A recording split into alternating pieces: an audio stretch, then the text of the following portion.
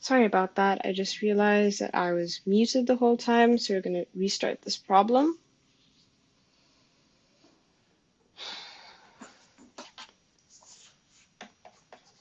So for BF3, count our valence electrons. 3 plus 3 by 7. This is going to give me 3 plus 21 electrons, which is 24 electrons. So this will help us figure out the Lewis structure, which will give us its geometry, and then we can cancel out dipole moments to determine whether it will be polar or nonpolar, depending on the electronegativity differences. And so if we start with this skeleton and fill in fluorine's octets,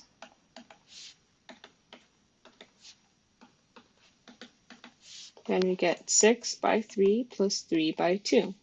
This is going to give us 18 plus 6, which is our desired 24 electrons. Now let's double check our formal charge. On the boron, we will have 3 valence electrons minus the 3 electrons in each of those bonding pairs, giving us 0. On the fluorine, we will have 7 valence electrons minus the 6 in lone pairs minus the 1 in that bonding pair, yielding 0. And so this is going to be our best structure because we've minimized the formal charge and all of our valence electrons are taken care of. And so now its steric number is going to be equal to the number of bonding pairs plus the, so initial bonding pairs plus the lone pairs, and that's just going to be 3 plus 0, which is 3. And its notation will be AX3. So when you go to the VSEPR chart, its steric number is 3, so that's our electronic geometry, so trigonal planar. And its molecular geometry will account for how many lone pairs it has. It has 0, so it's also trigonal planar. Now once we begin checking out our dipoles, fluorine is more electronegative in both cases, in all cases, sorry. And so this is how our dipoles would look. And then for these two, they are both at an angle of 120 apart, which is 60 degrees from directly below the boron. And so their angular components will cancel. So these two, x1 and x2 will cancel, and y1 and y2 will add. And they'll actually add to give you a dipole that is exactly equal to the dipole that is pointing up, and these two will cancel out. And so you will be left with a 0 dipole moment, which will indicate that you have a non-polar molecule. Okay, on to the next option.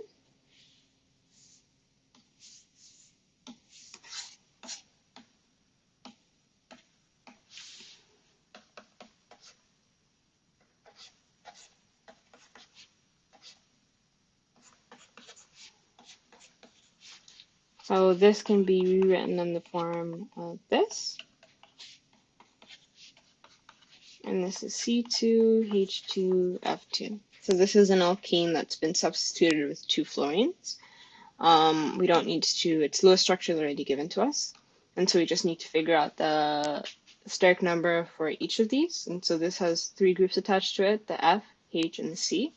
So this will be steric number of 3, AX3 notation. This one will also be the same, so it's going to be AX3. They're both sp2 hybridized is what that means. And so that means they'll both have a trigonal planar look. So if you just draw one first with the F and the H, a double bond, and then the other one with the H and the F. And so if you just rotate that by 90 degrees, you get what they've shown you here. And so they've drawn it out the way that the molecule will look. And so from there, we can just figure out how our dipoles will cancel, if they will cancel. Okay, so in this case, chlorine is more electronegative than hydrogen.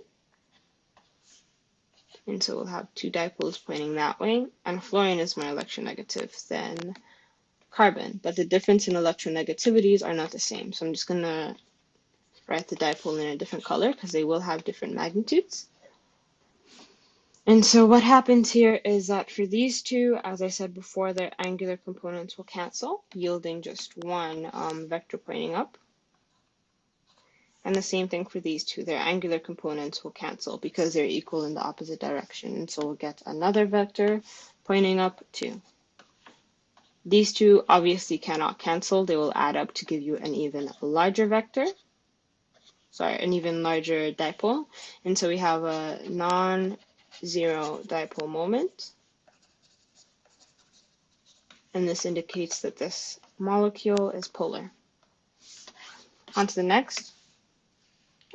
We have CH2Cl2, which is similar to what we had above, but there are many ways that we can draw it. We can draw it in the same way that they did before. The dipoles will work out exactly the same. We already know that this is the correct molecular geometry. And so the dipoles will work out the exact same way and will not cancel each other. So this structure, the exact one that I've drawn, is polar.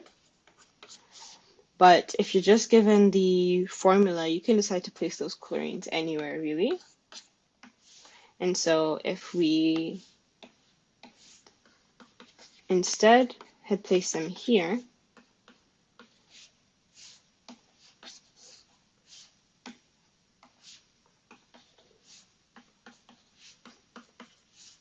then again, we need to figure out our dipoles.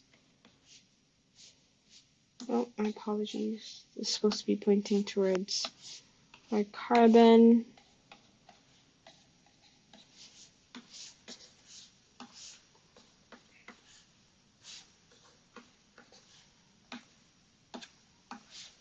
And this is pointing towards our chlorine. And so again, angular components, yes, will cancel, but you will still have a red vector dipole pointing towards the right, added to another dipole, again, pointed towards the right because of the chlorine and because of the hydrogen in this case. And so they will not cancel, and this version will also be polar. Now, lastly, had I decided to draw it in this configuration, then it's a different story. Again, I have my hydrogen-carbon dipoles and my chlorine-carbon dipoles. And in this case, I see that these two are equal and opposite, so they'll cancel each other. So equal dipoles in opposite directions. And the same thing with the hydrogen-carbon dipoles, equal in opposite directions. So all of the dipoles will cancel, and I will be left with a zero dipole moment, and that is a non-polar molecule. And so for this one, the answer depends on which configuration of CH2Cl2 you have. If it's drawn for you or you're given the name indicating which one it is, then you can definitively say polar or nonpolar. But if you're just given CH2Cl2, then you just need to write out all three.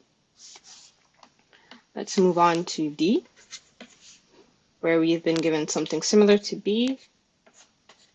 It's B practically flipped. And so quickly, you can tell that it is going to be polar, just like B. But again, you can decide to draw out the dipoles. Fluorine-carbon going to point towards the fluorine. Carbon-hydrogen going to point towards the carbon. Again, the dipoles will be of different magnitudes. And so these two, their angular components would cancel, yielding one pointing downwards. Same thing with the fluorine, would be left as one pointing downwards. And so, of course, that will yield a non-zero net dipole, and this will be, again, polar, just as we had expected. And that's going to be it for this question.